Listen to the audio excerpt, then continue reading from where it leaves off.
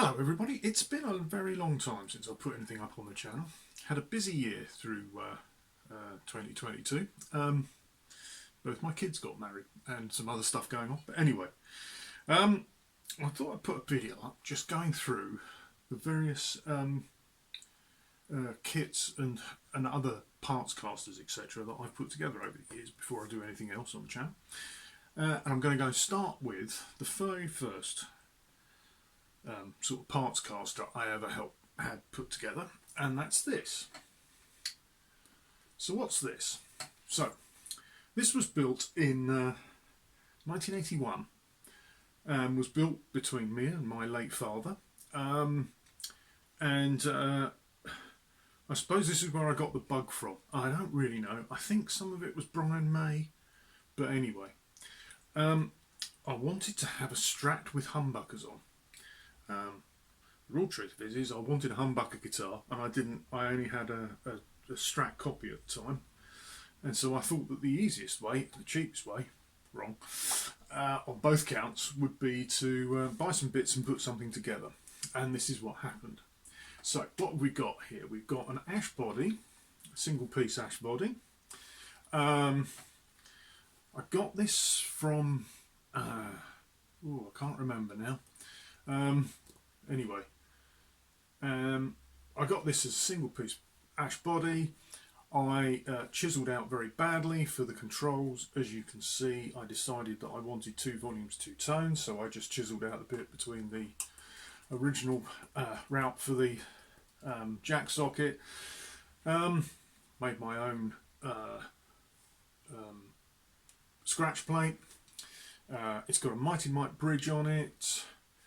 It's got a maple neck with a skunk stripe, which is interesting because it actually has got a rosewood fingerboard on it. It's got a bullet truss rod and a bloody great headstock because, of course, remember, this is before the time they'd stopped. That was still what was in vogue when this was originally built. When I originally built it, it had a brass nut on it, but that's now got a tusk nut on it. It had some Scalar Fender style tuners on it, but it's now got some Spurzels. It had some DiMarzio PAFs originally in it. We'll come back to them, but it's now got, these are Swine's Head pickups, sadly no longer exist. If you can see that they're wood bobbins, sort of match the body colour. That's just simply stained, and the neck was simply oiled. My dad helped me put it together. He made the net plate at work, if I remember rightly, for whatever reason. That was a custom made one by my dad where he used to work. And it's quite weighty, but it's a lovely guitar. And of course, because my dad helped put it together, he died not long after that, and therefore this is quite emotional for me, this one. Okay, so that was the first one. Then we had a very long gap because that had told me that it was difficult to do. Wasn't as easy as I'd first thought. And then about 10 years ago, my wife bought me a kit, which was this, a Telecaster kit. Originally it came with a black scratch plate, whatever. So essentially, it's sprouting a tuner. Again, this is maple neck with a rosewood fingerboard. Blah blah blah. It's an ash body. I like ash bodies. You'll see. I love the grain, and I love them. Anyway, pickups have been replaced in this. This has got Wilkinson pickups in it now. I replaced the bridge with one of the Wilkinson. Got the staggered intonations there. I am thinking of making this string through. At the moment, it's a top loader. I'm also going to do some other stuff with this one. This is going to have some pickup updates, and that may feature on the channel. Anyway, so that was about 10 years ago, and having watched some Ben Crow videos, like we all done, I was sparked interest, and then I got this kit and had a go at it. Body was finished using wood tone products. The neck has Danish oil on it, and actually is probably one of the best finished necks I've ever made, to be honest, from that point of view. It's not a bad guitar. That pickup is too microphonic. That's one of the reasons why I'm changing the pickups on it, but for other reasons as well. So that had sort of bitten the bullet then. We're now into doing kits or other things, parts casters. So the next kit, I think, was this.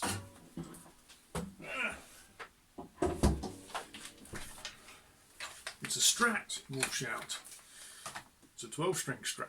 I didn't have 12 strings, so I thought I'd get this one. This is from Gear for Music, I think it was. Straightforward kit, basswood body, usual maple neck, blah blah blah. This was all finished using wood tone products for the body and for the neck as well. I used an amber tint to sort of get a more amber looking thing. I don't think... Oh yeah, the only changes on this one was I put Wilkinson pickups. The pickups this originally came with this were absolutely terrible. So I put Wilkinson pickups in, and I put a 7 sound switch on, the Gilmore-like mod. Although on this one I did it so that it's the bridge pickup that brings in. But anyway,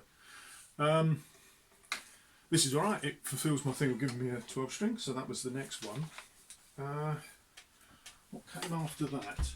I think after that I went into parts casters after that, and the first one was this one.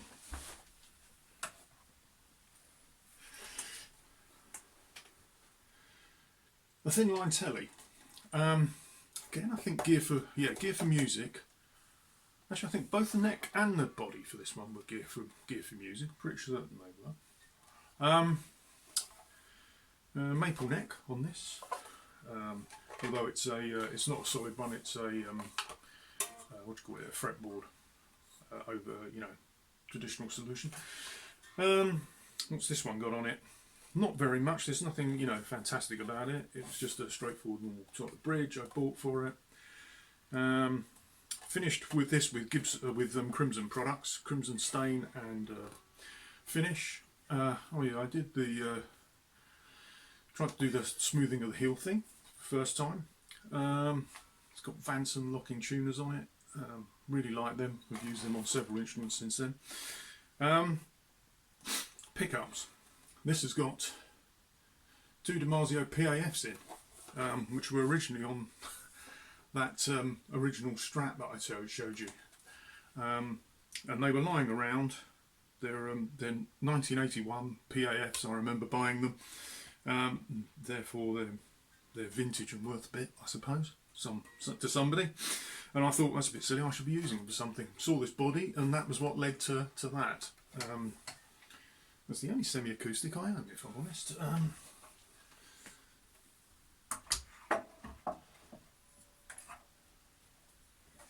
Next up was my very first ever electric guitar was a Columbus Strat, which at some point in 1978, I think it was, I put a Ibanez Super 70 pickup into the bridge. Having bought that at a shop in Denmark Street, where a guy said to me, "Oh, it's got to go in the neck, mate," and I said, "No, I want it in the bridge." So the first ever HSS I ever saw, I made, and then they became all the rage. But bizarrely, after that guitar bit the dust many years ago, I'd never had an HSS for a long time. So I built this. This all started with the neck, which I saw on eBay. I can't remember who I got it from, but anyway, saw these on eBay. It's essentially like a bit of a Jazzmaster-like style, big block inlays, which are just awful plastic really. But anyway, it's got binding. It's actually a nice shaped neck, and came finished in that tint, etc. It's not a bad neck at all, actually, in a lot of respects. 9.5 inch radius, if I remember rightly. And the body is another Gear for Music one. It's their take on a Strat. I think they sell versions of this. And that came finished, so it's mahogany, or mahogany type, I think it's at least 3 bits. And then I put in these Iron Gear pickups, which first time I'd used Iron Gear pickups, and again I've become to really like them. I think it's a steam hammer in the bridge, and then there's 2 Texas Locos, really nice pickups they are. It's got, let me think which way around these are. Yeah, that's the humbucker coil tap, and that is 7 way sound, again using the bridge. The bridge goes in. And wired as I would normally always wire a Strat if I do it, which is tone for the neck and middle, and then tone for the bridge. Wilkinson trem, which works quite well. Manson locking tuners, Tusk nut and trees. It's all right, that one. And then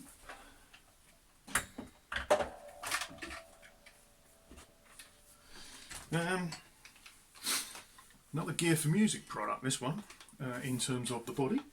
So this is a telly body, mahogany with black binding round it. Again, I saw that, I thought it's a nice looking body. But I wanted to do something a bit different from a normal telly. So, as you can see there, this is Iron Gear pickups again.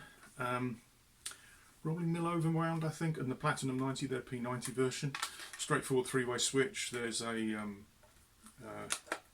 push coil tap on the volume pot for the humbucker, and I coupled that with a neck again off of eBay. I did the 4x2 you know, Music Man look.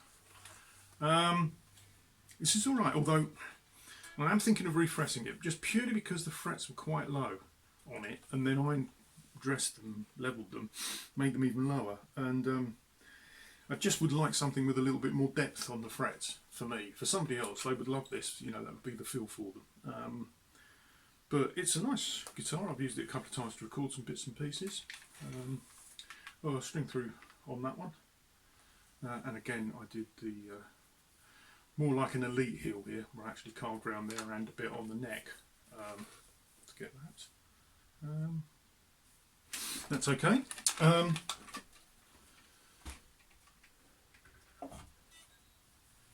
And so that was the partscasters, and then of course came Great Guitar Build-Off.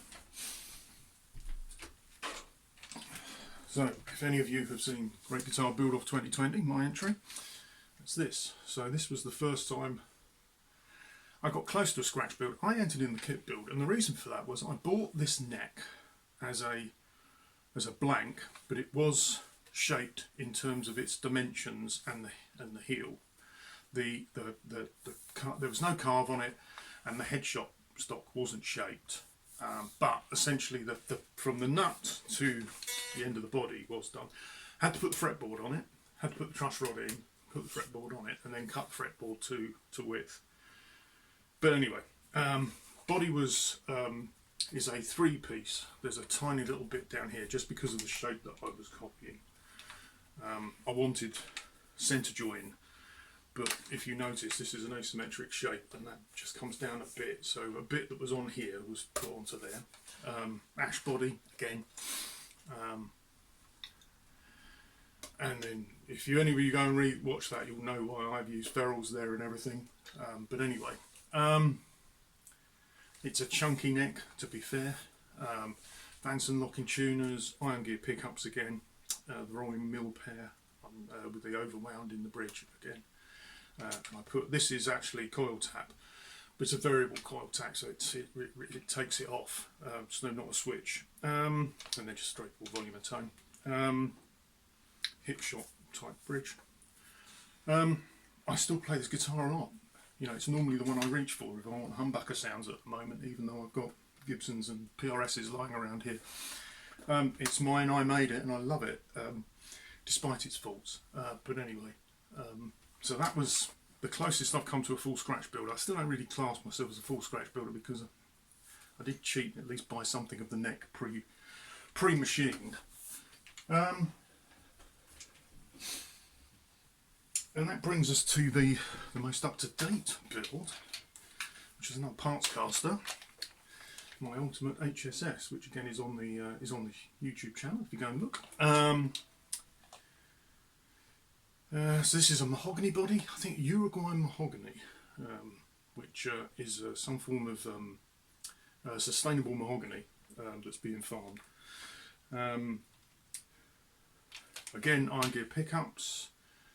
I think that's a Dirty Talk in there. And these are these smokestack ones, which are I have a pickup called a pig iron and a pig iron overwound. Essentially got both of them in these. So there's two push switches on here. That one brings in the higher output coils on these two, and then that one coil taps the bridge.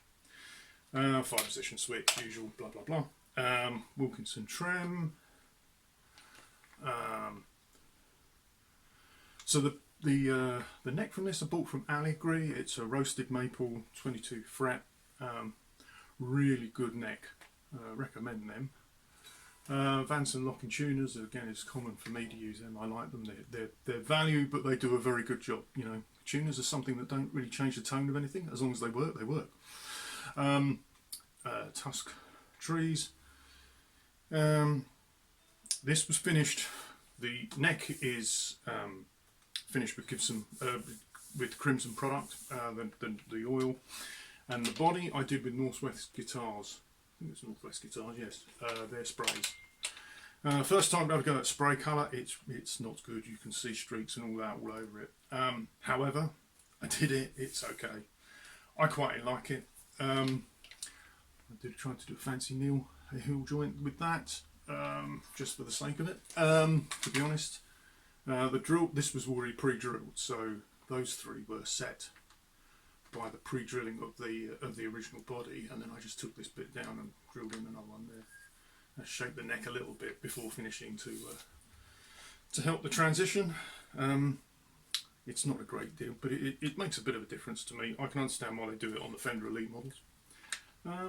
So there we go. I think I've covered everything that I've ever had a go at making. So anyway, hope you enjoyed this.